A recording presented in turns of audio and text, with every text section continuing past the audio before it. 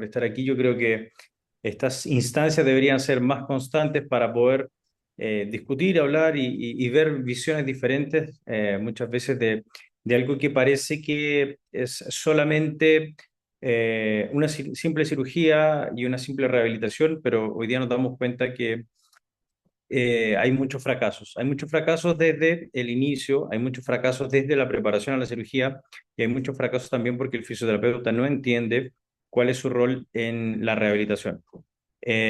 Para comenzar, más que una presentación, más que querer presentar y mostrar datos, es discutir entre profesionales que realmente atienden pacientes con ligamento cruzado anterior y hacer una búsqueda desde el inicio en cuáles son los puntos que nos llevan a fallar en cuanto a un proceso de rehabilitación. Es importante destacar que cuando nosotros tenemos una ruptura del ligamento cruzado anterior, la literatura es bien enfática en que aumenta en 7 veces más la probabilidad de una re-ruptura, o sea, romperse nuevamente ese ligamento. Y muchas veces el cirujano no logra entender el porqué, siendo que hizo una buena cirugía, hizo una buena preparación de la cirugía, hizo un buen injerto y hubieron problemas dentro de ese proceso de rehabilitación. Ahí queda una pelea muchas veces entre el profesional de la salud, que es el fisioterapeuta, el médico, traumatólogo, y muchas veces otros que van a entrar también en el juego porque se transforma en un problema un poco más grave.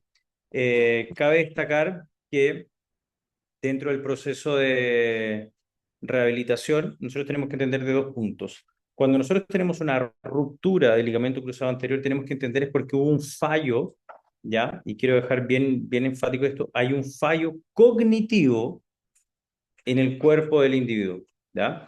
Si bien es cierto, la mayoría de los casos del ligamento cruzado anterior son sin trauma, o sea, es solo, el paciente está jugando fútbol, corre solo. Junto con eso también están las minorías que son los traumáticos, o lamentablemente que la mayoría tiene, los traumáticos son las de la triada maldita, donde hay ligamento colateral medial, donde hay ligamento cruzado anterior y donde hay ruptura de meniscos también. La mayoría son atraumáticos. Y aquí viene un punto importante porque ¿por qué fallamos? Porque estamos mirando de forma aislada el cuerpo humano. Algo que está integrado lo estamos viendo de forma aislada y queremos muchas veces resolverlo de forma aislada. Cuando hablamos de ligamentos cruzados anteriores, tenemos que entender que además de cumplir una función mecánica, ellos cumplen otra función, que es la función propioceptiva, o sea, informarle al cerebro en qué posición está la rodilla, informar al cerebro cuándo los músculos tienen que accionarse, informar al cerebro cuándo tiene que haber esta sinergia entre ligamentos que están siendo tensionados y también en mecanismos musculares. Así que yo quiero primero que ustedes se sientan a voluntad y quieran que puedan hacer sus preguntas aquí en el chat, puedan dejarlas aquí abajo, porque vamos a hacer de algo histórico, empezar a entender por qué nuestra rehabilitación muchas veces no permite la mejora del individuo. ¿Ya? Así que yo quiero primero conocerlo a los que están aquí participando y que me digan cuántos son traumatólogos, cuántos son fisiatras, cuántos son fisioterapeutas y de esta forma poder nosotros entender para dónde vamos con la línea de pensamiento de lo que les quiero mencionar aquí. ¿Ya? Así que si pueden colocarlo en el chat sería buenísimo. Tenemos 12 personas acá que podrían colocar en el chat cuál es fisiatra, perfecto Alejandro Hurtado. Y entender también cuándo va a entrar el fisiatra o el rehabilitador para poder entender esto. Muchas veces nosotros solamente hacemos trabajos específicos, ¿ya? Pero como les vuelvo a mencionar, cuando nosotros empezamos a entender principalmente que el ligamento cruzado anterior, que además de ser un ligamento que estabilice y evita la traslación anterior de la tibia, cumple otras funciones, como les mencioné, como ser un propioceptor. Si nosotros nos recordamos en la parte de fisiología, tenemos que recordarnos que tenemos quimioreceptores, termorreceptores, propioceptores, tenemos osmoreceptores, entre otros. Entonces, este ligamento, que es el ligamento cruzado anterior, tiene la función de entregarle la propiocepción a la rodilla. Y es ahí donde viene el principal error y en donde fracasamos en la mayoría de las veces. Porque ningún rehabilitador, y eso yo lo menciono con bastantes datos, el 99% de los rehabilitadores, de los médicos de la rehabilitación o de los fisioterapeutas o terapeutas de la rehabilitación, no se enfoca la parte de propiocepción de la rodilla. O sea, cuando hay una cirugía, se saca un injerto, principalmente de los semitendíneos o del tendón patelar o del tendón cuadricipital, entra un tendón para cumplir la función del ligamento. O muchas veces, cuando se hacen aloinjertos de otros seres humanos o de un banco de tejidos, y lo que pasa es que nuestro cerebro ataca, primero que todo, ataca a ese injerto porque no lo reconoce, es por eso que se pasa el proceso inflamatorio en las primeras 3 a 5 semanas, que es bastante intenso. Y lo segundo es que la literatura es bien enfática en esto, demora 18 meses, o sea, un año y medio, en que este injerto se transforme o se asemeje a un ligamento. Esto es importante mencionar, ¿por qué? Porque el cerebro pierde un informante, pierde un propioceptor en el momento de la cirugía. Y si el fisiatra o el fisioterapeuta no rehabilita eso, no hace un trabajo cognitivo y solamente se enfoca en querer ganar masa muscular del cuádriceps, que ese es el principal error, el fracaso es, pero 100% o 98%. Porque cuando nosotros empezamos a entender esto, eh, empezamos a enfocarnos de una forma diferente. Porque hay objetivos y las revisiones sistemáticas y los ensayos clínicos han sido bien enfáticos en esto, eh, que realmente tenemos que prestarle atención a la rehabilitación, tenemos que prestarle atención a todo lo que estamos haciendo, pero tenemos que tomar cuidado para dónde nos estamos enfocando.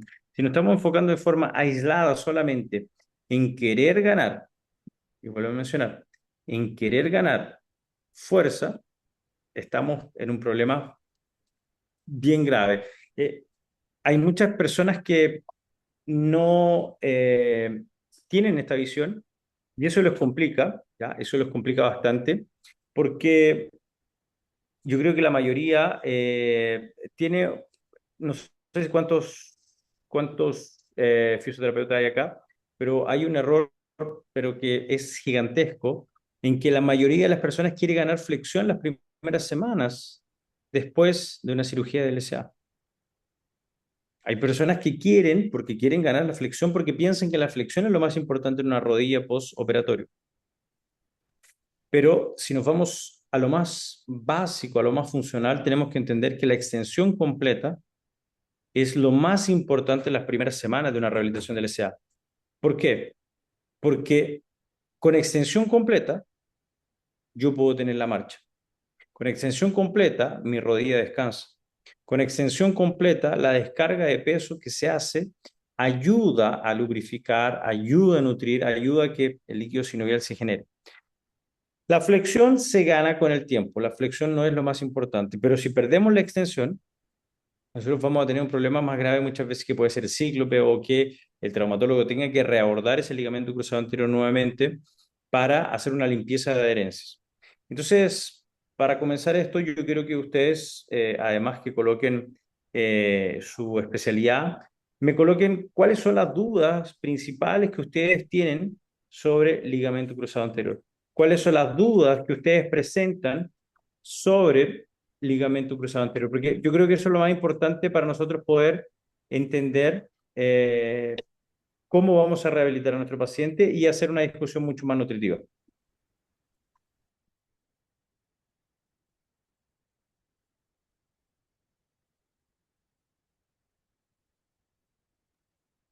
Disculpen, se cayó aquí. A ver, sí, me fui a colocar la presentación, pero se cayó. Espera. Vamos a ver.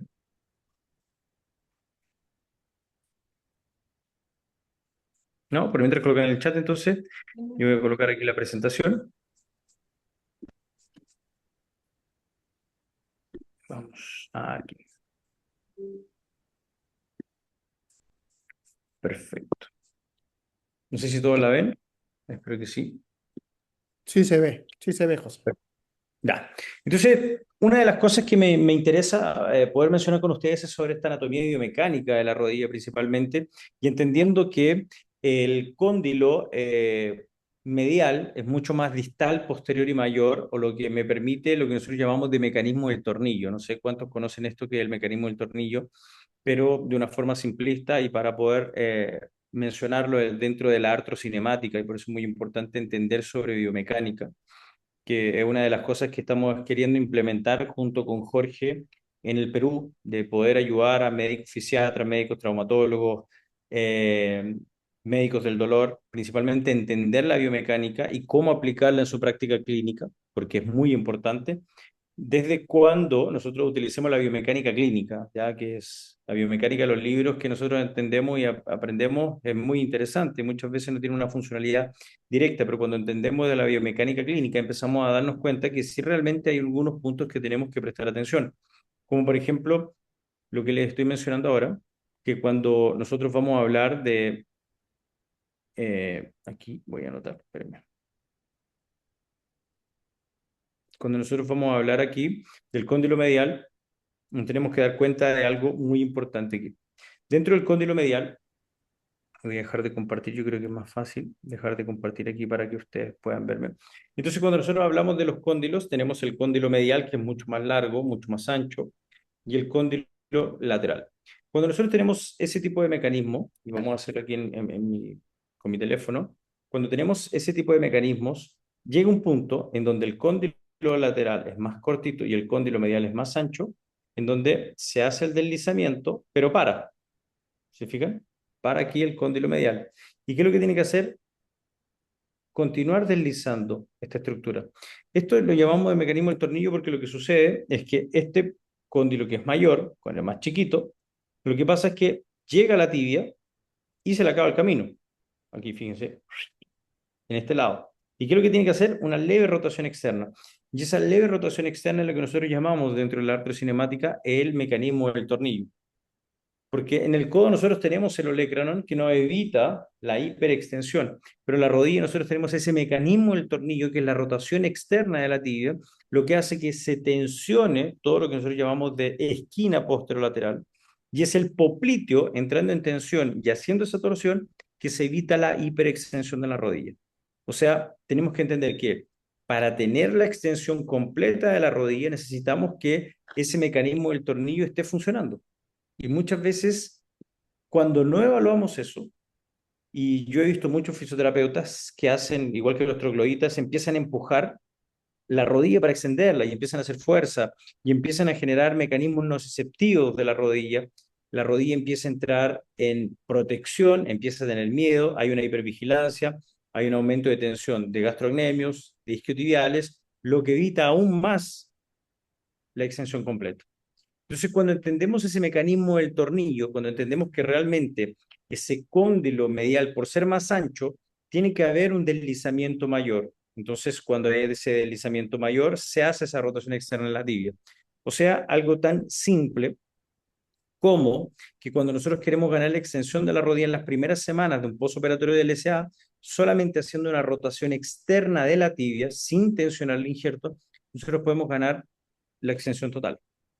Una de las cosas que le voy a pedir aquí a las personas que están participando es que si entregué una información relevante, ustedes escriban en el chat así, wow, ya, porque es súper importante para yo entender dónde algunos contenidos le están ayudando.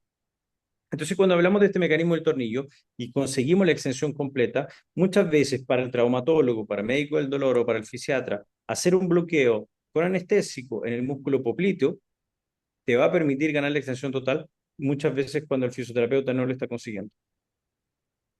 Entonces, entender eso o soltar los trigger points de la parte de la esquina posterolateral de la pierna, en la parte posterior de la rodilla, nosotros vamos a poder ganar la extensión completa sin forzar al paciente, sin tener que hacer algunas cosas que son un poco trogloditas, como digo, de empujar la rodilla hacia posterior, y ganamos la extensión completa de una forma tranquila, una forma suave, el paciente se siente mucho más confortable y conseguimos resolver ese típico problema que aparece, ¿ya? Así como también la inhibición iatrogénica del cuádriceps. No sé cuántos de ustedes atienden pacientes con LSA. Quería que lo colocaran también en el chat, ahí participaran, porque es muy común, ya, es muy común que el paciente no tenga la activación del cuádriceps. Y el error más básico es colocarle corriente rusa en el cuádriceps. Pero si empezamos a entender los principios nociceptivos, es que cuando el médico traumatólogo hace los dos portales para entrar en la rodilla y hacer toda la cirugía, estos dos portales después llevan un punto. Y ese punto, cuando pasa la anestesia, queda como un punto nociceptivo bilateral. Y lógicamente, cuando hay puntos nociceptivos, nuestro cuerpo no quiere que esos puntos nociceptivos se activen, no quiere que entren en tensión. Y es por eso que muchas veces se inhibe el cuádriceps, porque el cerebro entiende que si el cuádriceps hace una contracción, la cápsula va a tensionar y esos puntos nociceptivos van a activarse. Entonces, la inhibición iatrogénica del cuádriceps pasa a ser una respuesta a puntos nociceptivos secundarios. Y si no trabajamos eso, si el traumatólogo, el fisiatra o el fisioterapeuta no ve esto, muchas veces va a sufrir con una pérdida de masa muscular en las primeras semanas por parte del paciente.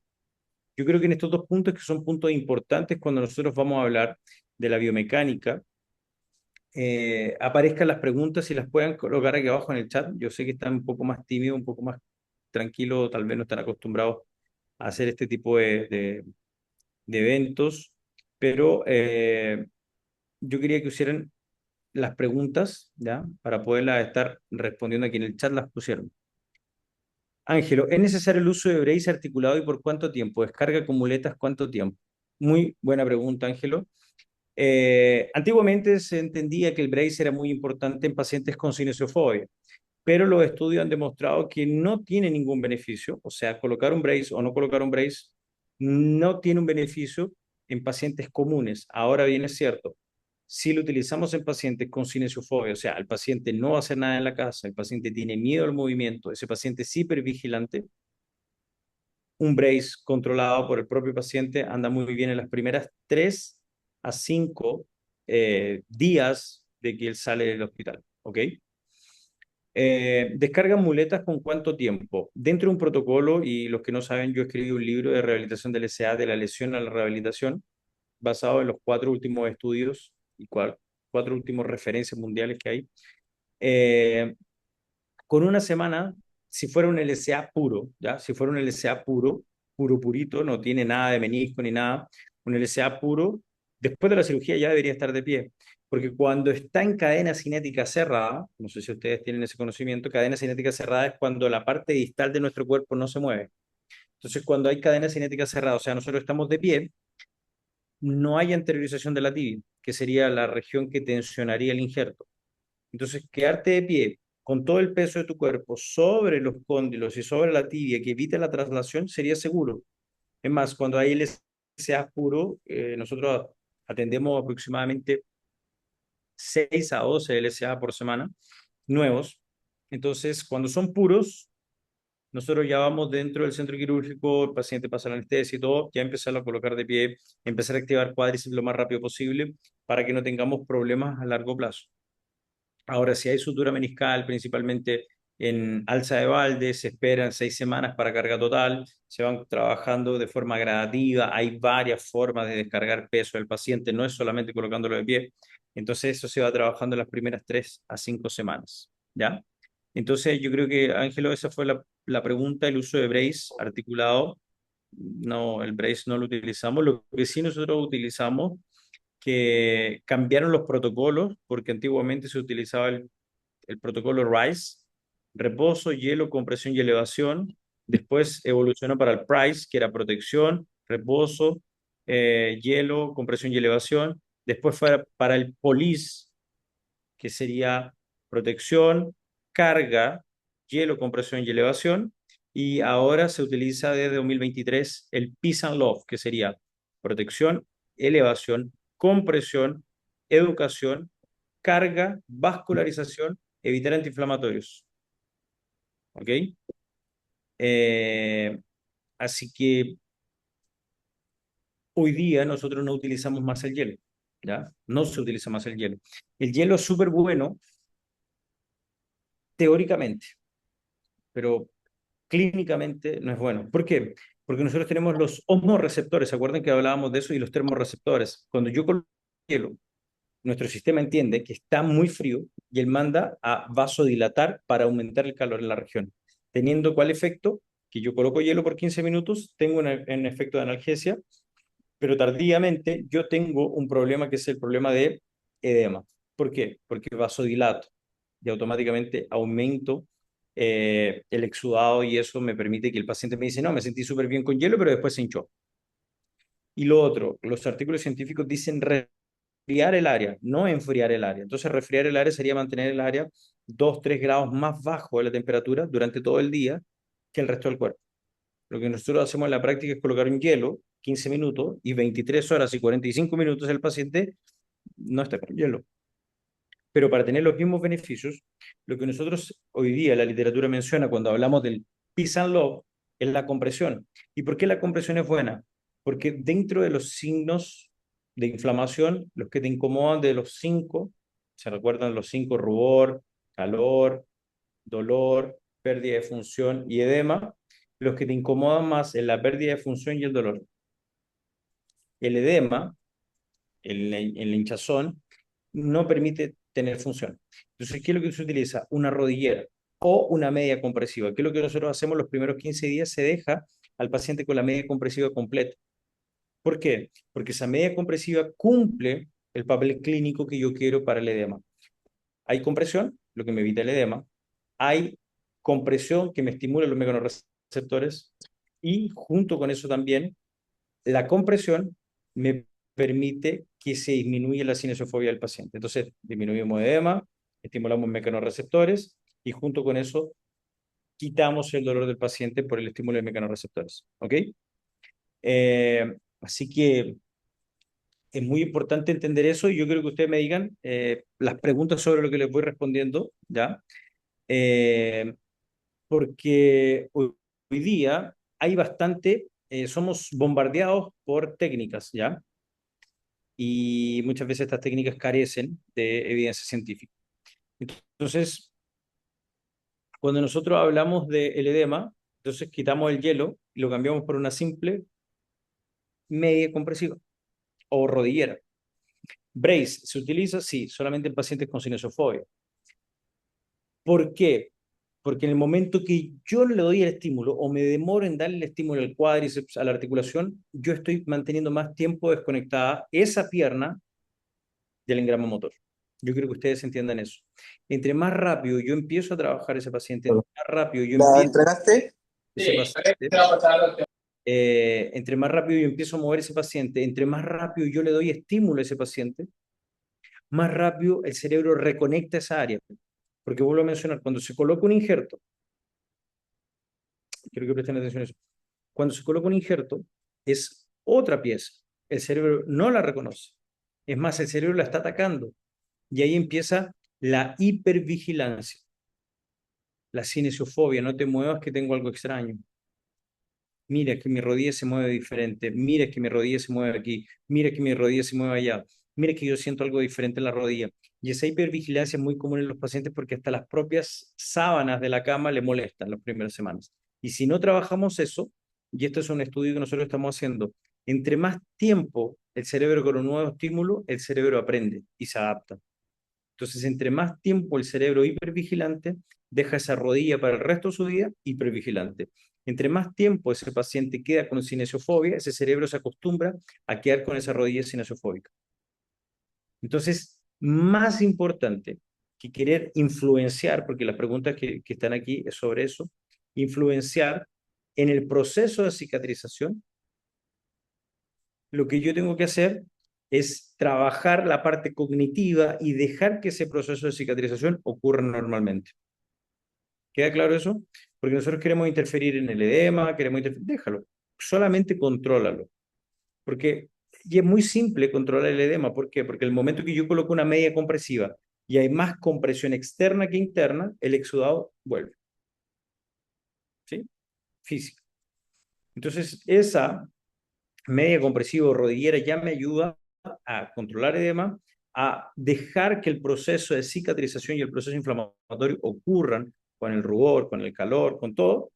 Y de esta forma yo no me influencio en eso, sino que voy trabajando ya la confianza del paciente, mantener la extensión completa, mantener una movilidad patelar constante, activar el cuádriceps. O sea, voy trabajando toda la parte aledaña a la cirugía. ¿Ok? Entonces, me preguntan qué opino sobre el sistema superinductivo para activación muscular. No lo uso, no hay evidencia científica que es mejor que lo que nosotros ya usamos y es una máquina que no es barata. Entonces, para que ustedes sepan, yo trabajo con varios traumatólogos también, uno que es el médico de la selección brasileña de vóley, entonces recibimos muchos LSA y ya pasamos por todo. Ya utilizamos brace, ya nos dimos cuenta cuando se usa, cuando no se usa y siempre nosotros estamos trabajando con la efectividad y eficacia.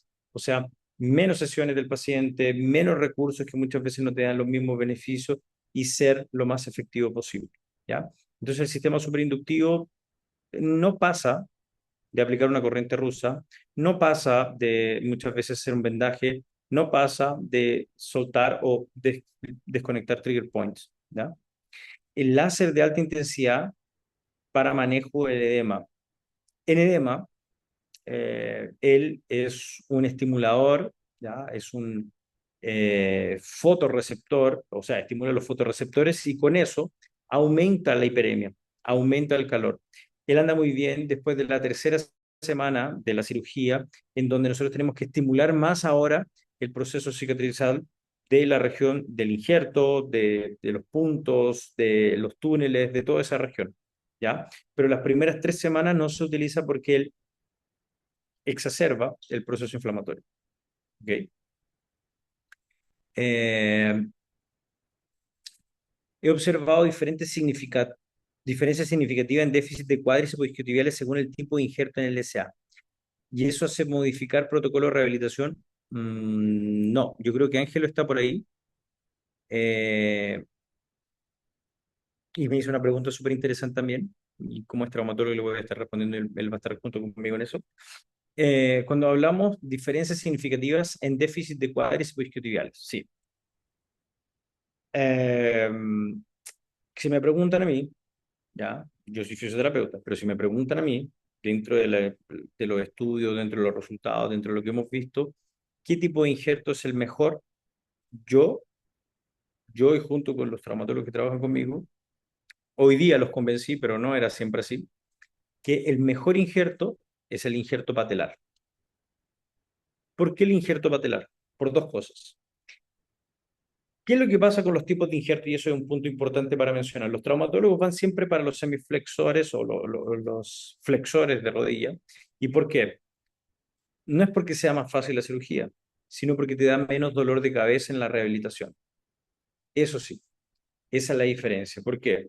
Porque en un paciente que hizo una cirugía de LSA con flexores, es más tranquilo, a pesar de que él va a quedar con un déficit muscular constante de los isquiotibiales. Él nunca lo va a recuperar. ¿Por qué? Porque se quitó el tendón del semitendino. Entonces tenemos menos uno. Y ese paciente, por increíble que parezca, y muchos piensan que no, puede evolucionar con una tendinitis de la pata ganso o de la pata anterior. Entonces, el mejor injerto, para mí, el mejor injerto, ¿por qué? Porque es hueso, tendón, hueso, que es el tendón patelar, hueso, tendón, hueso. Al momento de colocarlo en el túnel, hueso agarra con túnel, tibial, femoral, y el injerto queda mucho más resistente. ¿Cuál es el problema? La dosificación de ejercicio por parte del fisioterapeuta. Ahí está el problema. Por parte del fisiatra en cuanto a cargas, del fisioterapeuta en cuanto a cargas, la dosificación de la carga, porque el tendón patelar, las complicaciones que tiene, es que en el tercer mes principalmente evoluciona con una tendinitis patelar. ¿Por qué? Porque del tendón patelar se quita el tercio medio y se pega.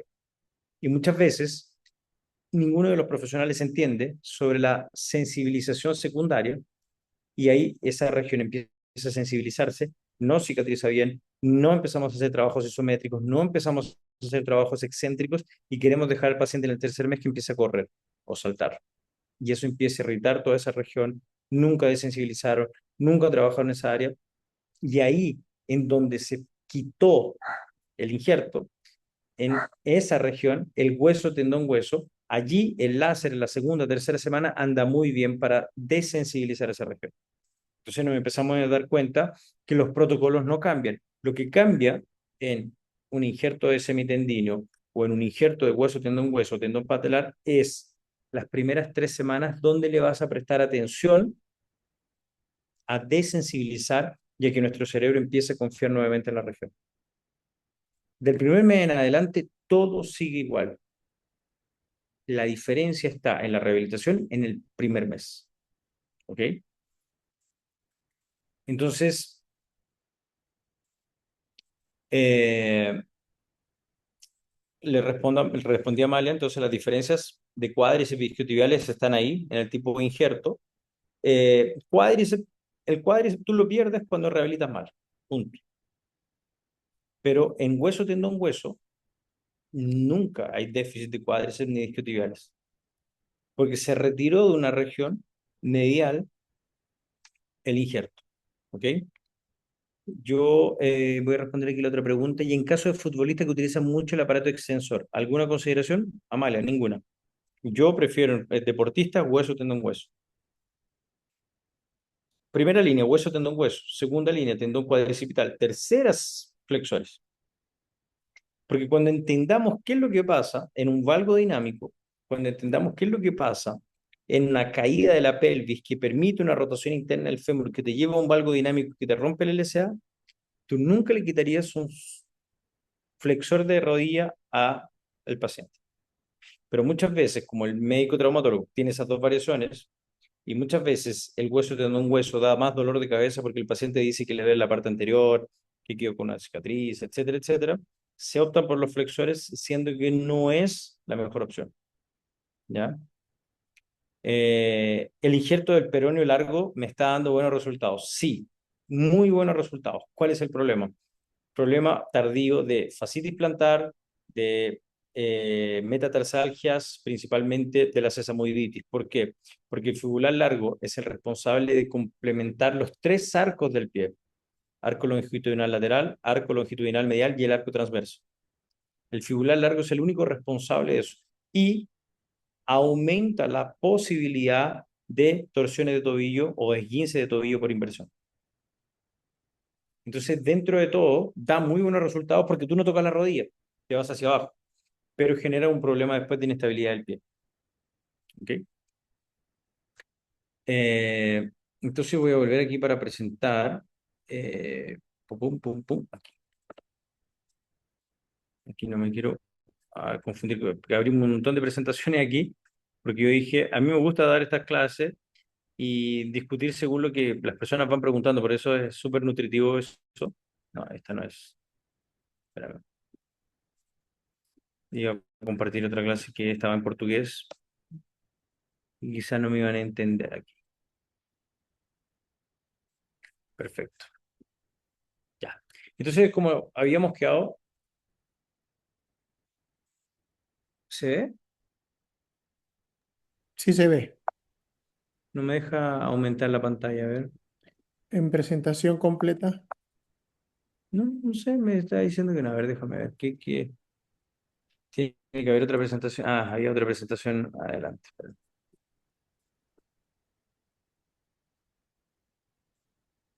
Había otra presentación anterior.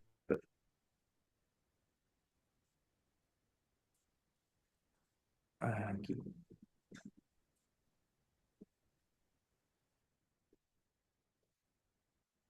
Aquí. Listo.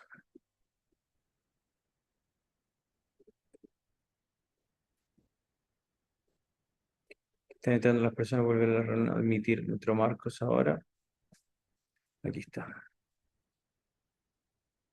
Ahora sí. Entonces, cuando vamos a ver de la planificación quirúrgica, nosotros nos damos cuenta que hay una planificación prequirúrgica, un tratamiento prequirúrgico, la cirugía y el tratamiento postquirúrgico. Este es del libro que yo escribí, en donde tenemos que entender que muchas veces el fisiatra y el fisioterapeuta tienen que entrar antes que el traumatólogo en este proceso.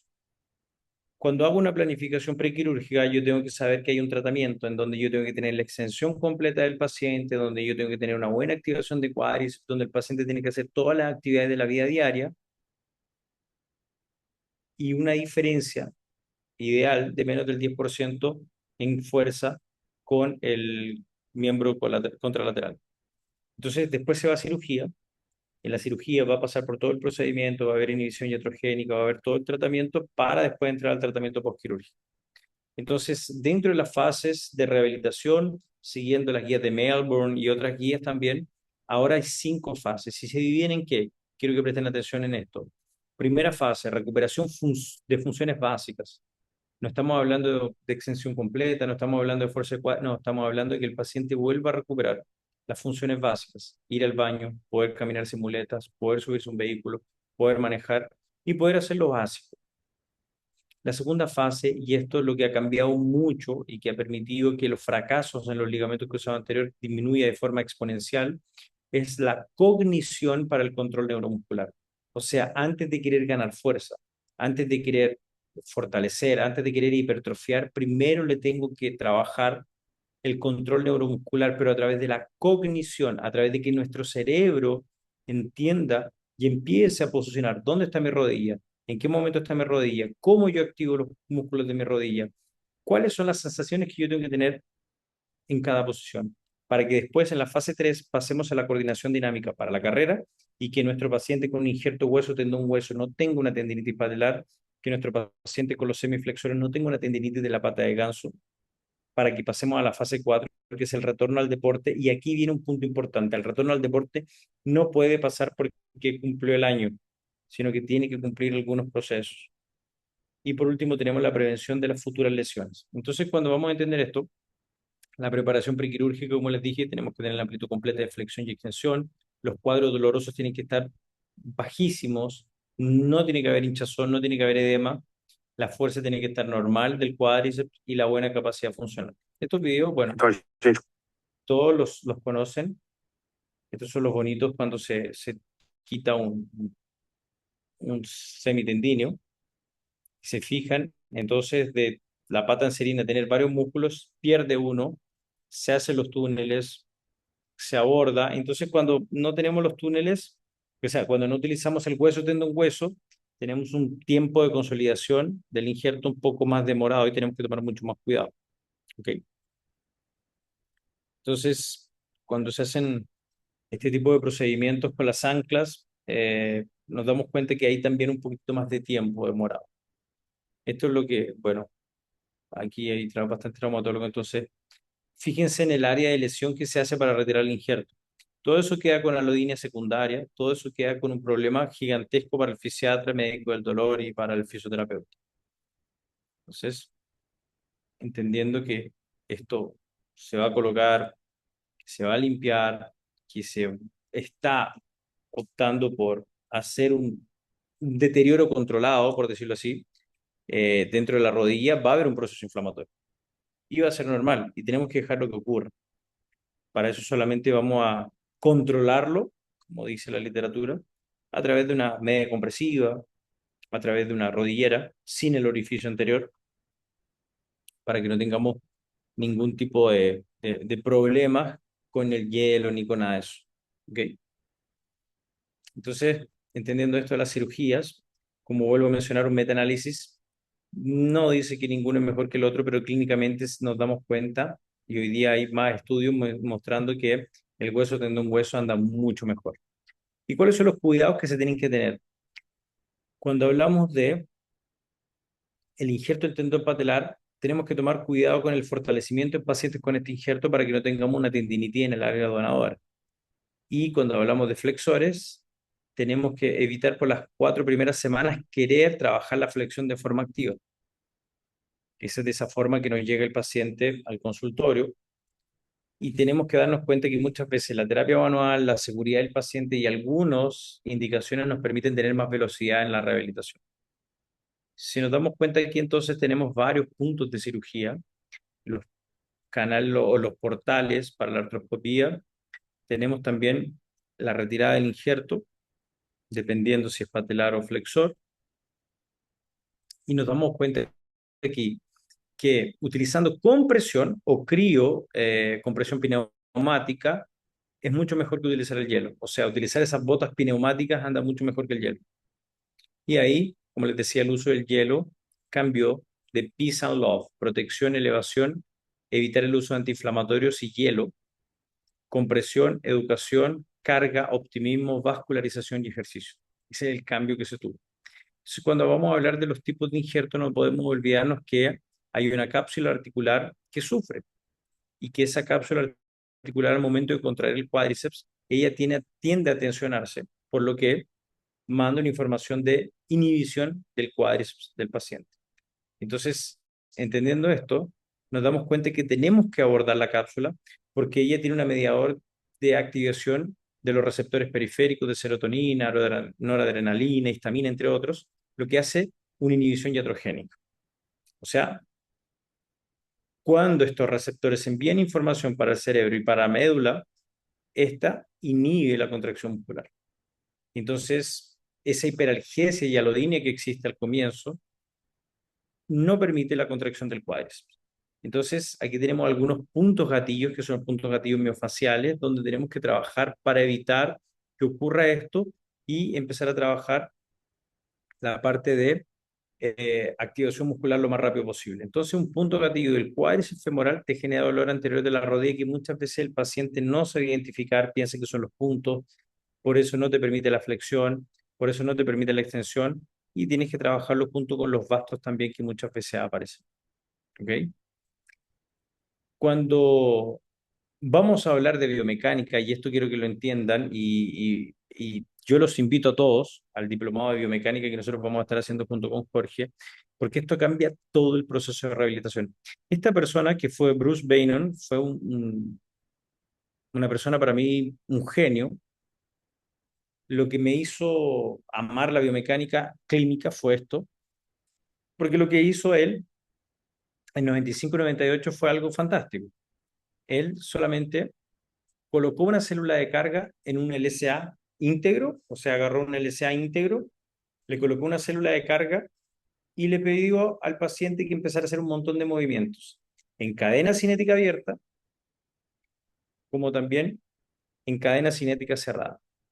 Entonces aquí nos podemos dar cuenta que él colocó células de carga para ver la tensión del injerto en cadena cinética abierta, en cadena cinética cerrada. Y de esta forma, con este artículo, empezaron a salir algunos estudios de Beinum, como este de 1995, donde coloca según dónde coloca la carga, cuál es el tensionamiento en el injerto, en cadena cinética abierta o cerrada, y empezaron a aparecer bastante, este es fantástico. O sea, en el 98 él colocó un paciente con el LSA íntegro, con células de carga, fíjense, no sé cómo el comité de ética lo permitió, pero está todo con sangre aquí el paciente, y lo coloca en bicicleta. Vamos, pedalea. Y ahí empezó a ver los picos de tensión del injerto. Esto fue fantástico, porque de aquí empezaron a salir varias formas diferentes como esto, que no se usa más en postoperatorios de pacientes porque aumenta la tensión del LSA, otro formato de ganar extensión en decúbito supino, otras formas que cambian los torques de tensión, o sea, nunca pasar la rodilla a la punta del pie, siempre al momento de dejar el tronco recto, estamos forzando mucho más el injerto, entonces por eso tenemos que inclinar mucho más el tronco haciendo estrategias de cadera, diferencias de cadena cinética abierta con la cadena cinética cerrada, o sea, empezar a trabajar con el paciente, quitar el brace, empezar a hacer un trabajo activo, ganar la extensión. Y aquí este fue el gráfico fantástico que yo encontré, que en cuántos ángulos, si estamos hablando de flexión de ángulo, entonces si tenemos el paciente sentado, aquí en 90 grados, de 90 a 45 no hay tensión del injerto, es cero, pero pasó de 45 hacia arriba, hasta por lo menos 10, es aumento importante de la tensión. Es por eso que esto lo llamamos de ángulo de protección, en donde el paciente de 90, presten atención aquí, a aproximadamente 45, él está en un ángulo seguro. Si él empieza a levantar más la pierna, está en un ángulo de agresión. Entonces, eso nos permite entender a través de este estudio fantástico en vivo cuáles son los ángulos de protección del injerto en las primeras semanas. ¿Cuántas semanas yo tengo que dejar al paciente sin este tipo de ejercicios? Y eso es muy importante para el fisioterapeuta, para el fisiatra, para el traumatólogo, para poder organizar y ordenar también en la rehabilitación del paciente. Cómo trabajar la parte de glúteo máximo aquí en cadena cinética cerrada, cómo yo voy a trabajar de 0 a 50, o sea, de extensión total a 50 grados, o en cadena cinética abierta, cómo yo voy a trabajar de 90 a 45 grados en el ángulo de protección. Esto es fantástico y esto es lo lindo de la biomecánica clínica que te permite entender y saber cómo dosificar ejercicios en tu paciente. Muchas veces tenemos pérdida de la tensión del injerto porque el fisioterapeuta colocó cargas que no eran. Nosotros tenemos que saber que en las primeras semanas del injerto, ¿qué es lo que pasa?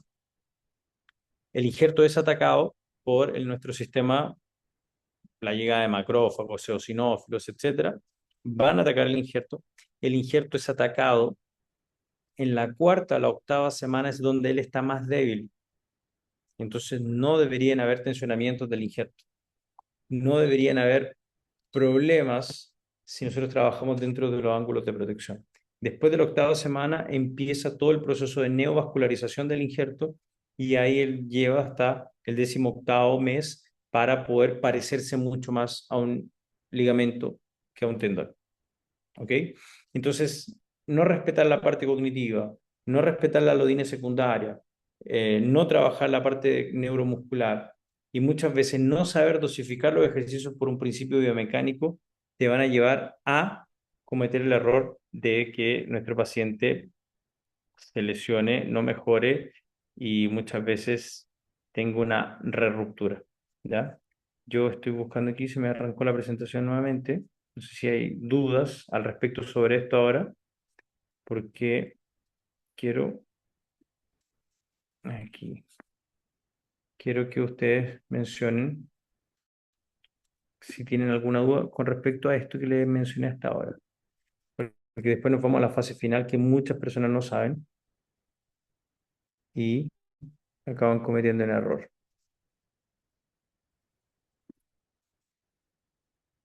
Vamos a ver, vamos a ver. Se me arrancó la clase, pero la encontré aquí. Perfecto. Porque ahora les voy a hablar un poquitito del alta, ¿ya? Cómo darle el alta al paciente. Y he visto muchos errores ahí, ¿ya? Aquí abrió. Pueden hacer las preguntas por mientras, chicos. Y les dejo la invitación para que ustedes participen junto con nosotros en ese diplomado, eh, que va a estar bueno, que va a integrar bastantes cosas. Es un diplomado de biomecánica clínica en donde ustedes van a poder principalmente prescribir ejercicios de forma más segura, ustedes van a poder saber indicarle mejor tratamiento al paciente y eso sin duda eh, es fantástico y eso es lo que tenemos que integrar entre todos los profesionales. Lamentablemente, ahí todavía no hay una visión suprema, por decirlo así, y enfocarnos en lo mejor para el paciente. Entonces, yo creo que esa integridad, ese trabajo nos va a permitir a todos beneficiarnos. Van a haber muchos médicos, porque el diplomado es enfocado principalmente para médicos, porque sabemos que en el Perú también la formación de fisioterapia no es tan buena y eso es importante que el propio médico ya tenga una orientación mejor para darle al fisioterapeuta, muchas veces el mismo tenerlo en su centro. ¿Ya? ¿Pueden hacer las preguntas? El trabajo de potencia muscular, ¿cuándo se inicia? Se inicia después de la sexta semana, cuando estamos hablando de sexta semana, sexto mes, disculpa, cuando estamos hablando de que el paciente tiene que cumplir varios objetivos en la rehabilitación, ¿ya? ¿Y cuándo inicia el diplomado Natalie Lugo? Ahora en abril, ¿ya? Hay pocos cupos, hay una oferta exclusiva para las personas que están participando aquí. Así que después hablen con Jorge, que es el responsable, aprovechen, ¿ya? Porque por ser la generación, por decirlo así, que va a comenzar, tiene bastantes beneficios, ¿ya? Así que aprovechenla, va a tener bastantes cosas interesantes. Cuando, ahora nos vamos a la parte del... ¿Cuánto dura? Y modo online, no, es presencial, eso es lo mejor. Y les voy a enseñar bastantes cositas que les van a gustar. que son muy importantes a la hora de nosotros rehabilitar a un paciente de forma completa. Es presencial, va a ser creo que la segunda semana de abril, después es en junio y después septiembre. Pero Jorge le puede mandar la información, dura un año, ¿ya? Van a tener bastantes cosas que son importantes. Vamos a hacer el módulo de miembros inferiores, miembros superiores y columna. Así que yo les quiero mostrar algo que tal vez para ustedes puede parecer medio loco, ¿ya? Pero es necesario y eso es lo que les quiero enseñar. Ya lo voy a pasar bien rápido para que ustedes puedan tener más tiempo también para hacer preguntas. Ya, esto es una parte pequeña del diplomado entonces que les estaba mostrando. Ahí. Eh, entonces aquí están los ángulos, cómo nosotros vamos a utilizar en nuestros pacientes. Y aquí están las fases, como les digo. ¿Cuáles que vamos a hacer en las primeras fases? Estirar la rodilla para lograr la extensión completa, reducir la hinchazón a un nivel leve, reactivar el cuádriceps y progresar a la descarga de peso. ¿Qué se hace en cada semana? ¿Qué se hace en cada semana? Esto está totalmente en mi libro de LSA ya, para poder identificar qué se hace la primera semana, la segunda semana, la tercera semana, la quinta semana, y eso se va trabajando de forma bien específica. ¿Y cuáles son los puntos para pasar a la fase 2? Porque no es solamente querer pasar a la fase 2, sino que tienes que trabajar bastantes tópicos. Y los tres objetivos de la fase 2 son recuperar la estabilidad en una sola pierna, recuperar la mayor parte de la fuerza muscular funcional, o sea, ya aquí tiene que haber una similitud del cuádriceps con el otro, y realizar sentadillas unipodales manteniendo una buena técnica y alineación de los miembros inferiores. Después nos vamos a la fase 3, de la vuelta a la corrida. Aquí están las progresiones de carrera según la evidencia científica, cómo se hace un flujograma completo, la fase 4 que es la rehabilitación al deporte, y aquí viene un punto importante, porque para permitir que el paciente vuelva al deporte, tiene que pasar por un examen que tiene 6 steps o 6 fases. En la sesión 1 se hacen las 4 primeras fases, que es el examen clínico, que es el médico, la evaluación subjetiva de la rodilla a través del IKDC y otro cuestionario que es el ACLR. Después utilizamos lo más importante, la escala cinesiofóbica de la Tampa Cinesio, que es el criterio de obstáculos. Si el paciente tiene miedo a usar la rodilla, es un criterio de obstáculo y no está liberado para el deporte. Después vienen las pruebas funcionales que te dan 50 puntos y después se hace la evaluación de aptitud en general después de esas pruebas. Y por último, se hacen las pruebas en estado de fatiga, que nadie las hace. Porque cuando hay fatiga muscular es cuando hay ruptura del LCA. Cuando hay fatiga muscular es cuando el paciente tiene más probabilidad de romper nuevamente el LCA.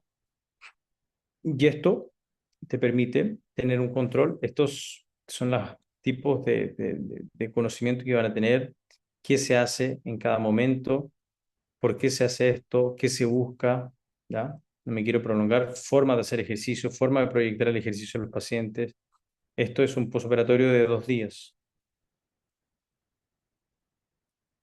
¿Se fijan? Esto me quedó formas diferentes de hacer ejercicios, práctica, cuáles son los cuidados que tenemos que tener, ¿ok? Entonces esto se lo quise mostrar aquí rápidamente porque quiero que ustedes sepan que hay bastante información que me gustaría compartir con ustedes, que me gustaría estar con ustedes, independiente si eres médico del deporte, médico deportólogo, médico del dolor, fisiatra o traumatólogo. Hay bastantes cosas que la biomecánica clínica nos va a permitir entender, y yo sé que ustedes tienen mucho más conocimiento de la parte quirúrgica, pero como fisioterapeutas tenemos bastante también conocimiento de la parte biomecánica, y yo creo que introducir esto solamente les trae beneficio a los pacientes.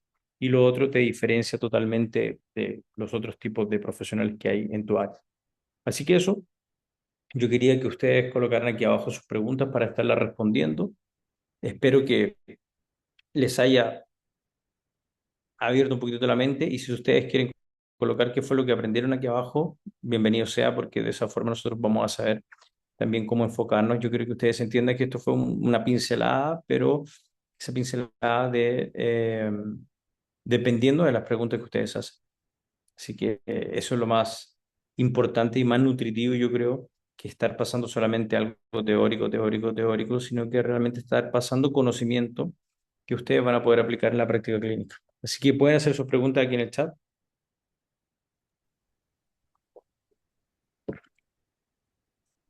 Yo voy a estar feliz que ustedes estén, hay 21 personas, Natalie ya Preguntas. está interesada, Ángelo también, así que Jorge puede hablar con ellos que yo creo que ellos van a estar junto con nosotros. Va a ser entretenido. Ángelo es traumatólogo, así que vamos a tener bastante cosas para conversar ahí en común. Sí, yo creo que eso es lo importante, complementar, porque el aporte de cada una de las especialidades pues va a ser nutritivo el diplomado.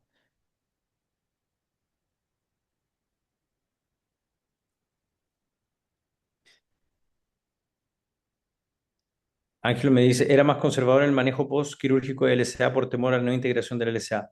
Yo voy a mencionar algo y yo soy súper correcto, ético, pero verdadero. Hay muchos traumatólogos que sujetan al paciente las primeras semanas porque no tienen confianza en lo que el fisioterapeuta va a hacer o otra persona va a hacer. Entonces prefieren, yo lo veo, tenemos 6 traumatólogos de rodilla. Cuando se va a otro lugar, puta, espera 2 semanas. Y esas 2 semanas son fatales muchas veces para el paciente, porque te puede hacer un cíclope, un síndrome de cíclope, una adherencia, el paciente puede quedar sin esofobia, el paciente puede atrasar todo el proceso quirúrgico, el proceso de rehabilitación, pero están los dos lados de la moneda. Entonces, claro, hay muchas veces que hay médicos traumatólogos que son más conservadores por miedo a la no integración, por miedo que el fisioterapeuta haga algo. Y déjeme decirle algo que tal vez puede ser un poco duro para los fisioterapeutas, pero es la verdad. Cuando colocas electrotermofototerapia las primeras semanas, complicas más al paciente que lo ayudas. El punto, la inflamación es buena, hay que dejarla que ocurre, solamente hay que controlar los signos clínicos que te incomodan, que es el edema, la pérdida de función y el dolor. ¿Cómo lo puede hacer? Un analgésico, no sea un antiinflamatorio, un analgésico, si el paciente presenta dolor, uso de medias compresivas, uso de rodillera y te va a ir súper bien. Y que el fisioterapeuta sepa desensibilizar, que es lo que nosotros llamamos de desensibilización secundaria. Así que eso. Con Ángelo yo creo que nos vamos a dar bien, así que Jorge habla después, Ángelo, para que entre el diplomado. Vamos a tener bastantes cosas para conversar ahí. Natalie, ¿alguna pregunta? Amalia, ¿alguna otra pregunta? Vamos a ver los nombres aquí. Irving, Javier, Roger, Shirley, Amalia, Alejandra, Natalie, Carla, Burgos, Fidel, Ángelo, Ceci, Ronald. Vayan colocando aquí. Marcos Portugal, Mónica, María Andrés Pastor. José, una consulta. ¿Has tenido la oportunidad de ver pacientes que de repente no han sido operados, pero sí tienen el diagnóstico de una lesión del ligamento cruzado anterior, que han sido intervenidos Ujú. con medicina regenerativa, porque está muy de moda el uso de la medicina regenerativa, ya sea aplicar el plasma rico en plaquetas o aplicar las células madre? Eh, ¿Has tenido alguna experiencia en cuanto a resultados en ver en los que, uno, en los que no han sido intervenidos y en otros que han sido intervenidos y que en el acto quirúrgico también han sido inyectados con o plasma o células madre, ¿no? Sí, yo he visto muy buenos resultados y a Ángelo eso le va a gustar. Es un secreto que nosotros tenemos, es secreto Coca-Cola, pero se lo voy a decir aquí. Muchas veces el hueso tendón hueso, cuando se retira el injerto del hueso tendón hueso, siempre cuando se quita, se cierra el huesito, el polo inferior de la patela y la parte de la altura de la tibia, queda un resto de huesito. Y ese se vuelve a tratar de colocar y se inyecta plasma rico en plaquetas, así como también se hace muchas veces en la parte meniscal eh, y también en lesiones parciales, ¿ya? En lesiones parciales yo he visto que utilizar células madre o PRP anda muy bien. Eh, Cuando el multiligamentario y meniscal, sí, el PRP anda muy bien cuando de repente tenemos paciente que tiene, se hace el LCA, pero también tiene una lesión de sutura de menisco y es una área blanca blanca o blanca roja, inyectar un poquitito de PRP anda muy bien. El fisioterapeuta tiene que saber rehabilitar después porque el PRP intraarticular, ya no sé si ustedes lo han visto eso y le ha pasado, tiende a enrijecer la articulación. Entonces se tiene que mantener el paciente en movimiento. Entonces, ahí puedo utilizar el brace, el movimiento constante para ayudar a ese paciente. ¿Ya? El efecto ha sido muy bueno, ¿ya? Como vuelvo a mencionar, usar un PRP y muchas veces colocar al paciente después en crioterapia acaba perjudicando el efecto del PRP. Entonces, por eso que es importante que las personas entiendan sobre el hielo, dejarlo de lado, ¿ya? Potencializa mucho más el PRP cuando solamente coloca una compresión, eh, porque permite que ocurra todo ese proceso cicatrizacional ahí, inflamatorio, que te va a ayudar en eso. Así que el efecto que yo he visto de este tipo de procedimientos ha sido súper, súper bueno cuando bien diagnosticado y cuando el fisioterapeuta también ayuda. Tú me hiciste una pregunta del paciente que no tiene ruptura o que se rompió completo. Dentro de la literatura existen la ruptura del ligamento cruzado anterior, los Cooper y no Cooper, ¿ok? ¿Qué son los Cooper? Los Cooper son los compensantes y los no Cooper los no compensantes. Hay personas que rompen el LSA y la musculatura lo compensa, y hay otros que no, y se tienen que operar, ¿ya? Entonces, hay pacientes que se rompe totalmente el LSA, pero son muy estables. Y los estudios son específicos en eso. Cuando no es un Cooper, es un compensante, no lo operes, espera 6, 8 semanas, ve cómo evoluciona y déjalo sin operar. Ah, pero un LSA puede generar una artrosis de rodilla. La artrosis es igual en pacientes con LSA reconstruido o que nunca se lo reconstruyeron. Pacientes con ruptura total del LSA, pero rodilla con una estabilidad aceptable, ¿hay manera de optar por manejo conservador? ¿Has tenido casos? Sí. Ah, Ángel, eso es lo que estaba mencionando, los Cooper y los no Cooper. Tiene una buena estabilidad, jugadores de fútbol profesionales, nos ha tocado, que tienen que tomar la decisión. Es un Cooper, él compensa muy bien, tiene muy buena musculatura, se trabaja el proceso inflamatorio y vuelve a campo, ¿ya? Eso es lo más común, porque si no te va a quedar con un jugador de menos 1 año y con el índice de ruptura nuevamente alto. Así que hoy día se está optando bastante por eso. Si el paciente es Cooper, conservador. ¿Cuál es el proceso de rehabilitación? El mismo como si se hubiera roto el LSA. Trabajo cognitivo, vuelve a tener, evita el valgo dinámico, trabaja la estabilidad de movimiento, empieza a hacer los tests y vuelve. ¿Ok? Alejandro Hurtado me dice, la compresión es 24 horas, esa tolerancia del paciente. Lo ideal es que sea 24 horas y nosotros trabajamos de la siguiente forma. Siempre cuando te venden las medias compresivas te venden dos. Coloca solamente una o te coloca la otra por trombo, te la colocan en la otra pierna y después de una semana te colocas la otra encima de la primera. No sé si se entiende. Te colocas las dos en la misma pierna. Eso ayuda bastante en la parte compresiva residual. ¿Ok? El paciente te dice, sí, se la quita para el baño, duerme la noche con ella. Eso es independiente. ¿Ya? Ángelo me dice, he tenido casos de LSA totalmente roto y compensado muscularmente. Es muy común. ¿Ya? He manejado edema con láser de alta intensidad y va muy bien para edema y dolor. Sí, el edema en realidad, el láser, la evidencia científica que tiene es mucho mejor para dolor, ¿ya? Para edema, no mucho. Lo que pasa es que eh, cuando hay uso de láser, un ejemplo, un láser de alta intensidad, un de 9 Joule, por ejemplo, aplicar en el área te va a permitir que el proceso doloroso disminuya bastante, ¿ya? Y te va a permitir el movimiento, y con el movimiento tú vas a tener disminución del edema.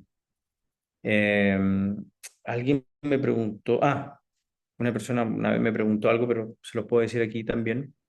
Es que a mí me va muy bien con el ultrasonido. El ultrasonido en proceso inflamatorio no sirve para nada. El ultrasonido es como una piedrita, o haciendo esto en agua, emite las ondas. Si tú tienes mucha agua, por más que le golpetees, la ola va a ser mucho menor. ¿Ok? ¿Qué más? ¿Más preguntas, chicos? Tenemos una pregunta del doctor Javier Crisóstomo. Nos dice buenas noches, felicidades por la ponencia. Mi pregunta es, ¿por qué hay falla del ligamento cruzado anterior en muchos meses posteriores, como a los 6 u 8 meses después de la cirugía y rehabilitación? Ah, perfecto. Uno de los errores principales dentro de la rehabilitación es no tener objetivos definidos, ¿ya? Y ese es error, por eso yo acabé escribiendo el libro de LSA para fisioterapeutas, porque, tengo que extender y tengo que flexionar y vamos a ganar masa muscular y vamos a jugar al deporte y piensan que es eso, el foco. Pero hay objetivos, como les vuelvo a mencionar. Entonces, en el primer mes, en la fase uno, lo que nosotros tenemos que es controlar y mejorar las funciones físicas del paciente. En la segunda, en la parte cognitiva. Y aquí el paciente no pasa para el tercer mes si no tiene una buena estabilidad del valgo dinámico, si no tiene una buena estabilidad de movimiento y principalmente si él consigue hacer algunas tareas y tiene la fuerza muscular similar. En el tercer mes, el paciente corre. En el cuarto mes, el paciente cambia de dirección. En el quinto mes, el paciente salta, que ahí empieza la pliometría. En el sexto mes, trabaja el gesto deportivo. Y aquí viene, si el paciente no tenía un buen control motor en el segundo mes y le solicito el gesto deportivo, se rompe nuevamente. Si no controla en el segundo mes, y quiero que entiendan eso, en el segundo mes yo tengo que controlar que todo funcione como un reloj suizo, porque en el tercer, cuarto, quinto y sexto yo estoy aumentando la complejidad del movimiento y estoy aumentando el volumen de carga. Y en el sexto mes, que es el gesto deportivo, o en el octavo mes, que son las fases ya para volver, se rompe. El error no está en los últimos meses, 6, 8, 9 meses. Está en el comienzo que nunca se trabajó eso. Y después en el sexto, octavo mes, tú solamente solicitaste más.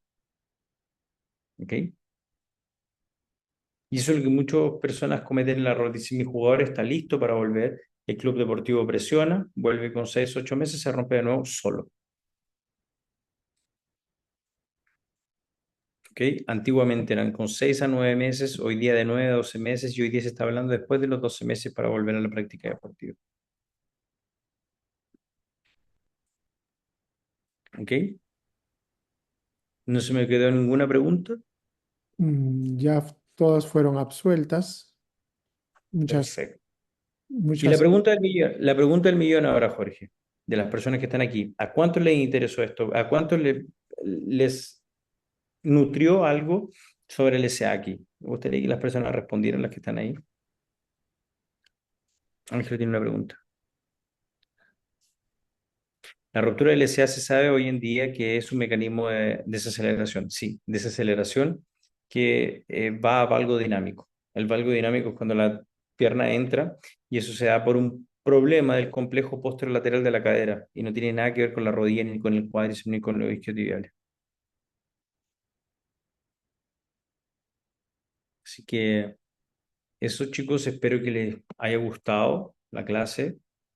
Espero verlo en el diplomado, espero verlo en abril. Yo voy a estar en Bolivia 2 semanas, una semana antes de, de estar con ustedes en el diplomado.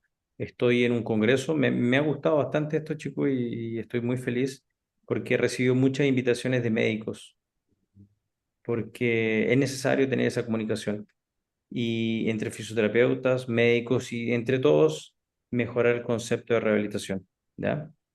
Así que espero poder verlo, espero poder aportarles en este diplomado de biomecánica.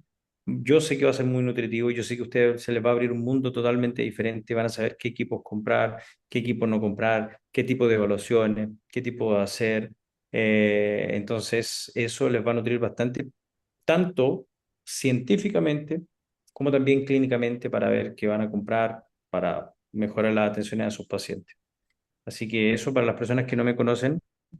Además de ser fisioterapeuta, soy empresario, así que tengo varias clínicas trabajo con gestión.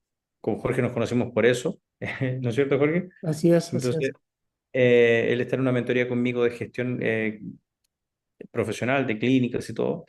Y yo creo que el diplomado les va a ayudar bastante en eso. Así que las personas que tengan la posibilidad de hacerlo, participen, va a estar muy bueno.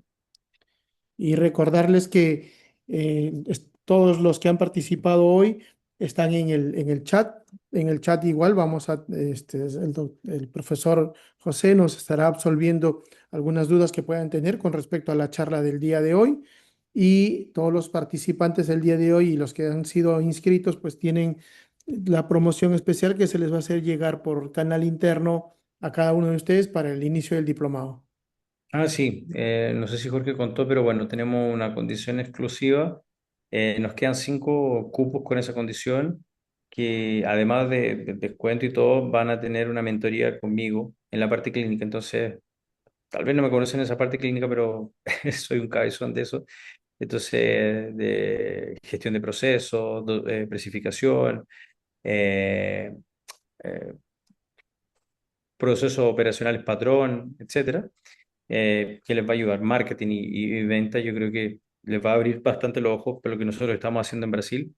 En la parte empresarial, yo fui socio de más de 220 clínicas acá en Brasil de fisioterapia. Tenemos clínicas en otros lugares. Entonces, realmente yo creo que les va a ayudar. Entonces, si quieren participar del diplomado, ya aprovechan ahora esta instancia porque nos quedan solamente 5 cupos, en donde además de tener descuento, tienen la posibilidad de hacer esa mentoría conmigo y ahí yo les voy a explicar cómo vamos a conversar para entender tu negocio. Así que eso. Muchas gracias, José. Nuevamente, muy contentos y espero de que a los colegas hayan podido tener la oportunidad de tener una visión ampliada en cuanto a lo que es pues la rehabilitación en el ligamento cruzado anterior. Nos vamos a ver muy pronto. Los invitamos a todos ustedes y nuevamente agradecido por la ponencia el día de hoy. Les puedo pedir un último favor, no sé si todos podrían, pero colocar la cámara, no sé si les puedo robar A ver si lo la cámara. Ahí, perfecto. Marco ya entró, Javier, todos somos, vamos a ver quién más tiene cámara. Yo creo que todos aquí tienen Instagram, ¿verdad? Sí. Entonces pues me mandan su Instagram ahí por interno. Vamos a ver quién más está ahí. Analia. Ángelo, ya, Ángelo está con luz oscura, así que no se ve muy bien. Ok. A ver, Marcos, ¿quién más va a entrar para la foto? Ah, ya les dije que vamos a hacer, vamos a sacar una foto. Entonces. Así que aprovechen. A ver, ¿qué más? Ahí. Vamos a la foto. Ya está. 1, 2, 3, sí. Pero va a aparecer alguien ahí.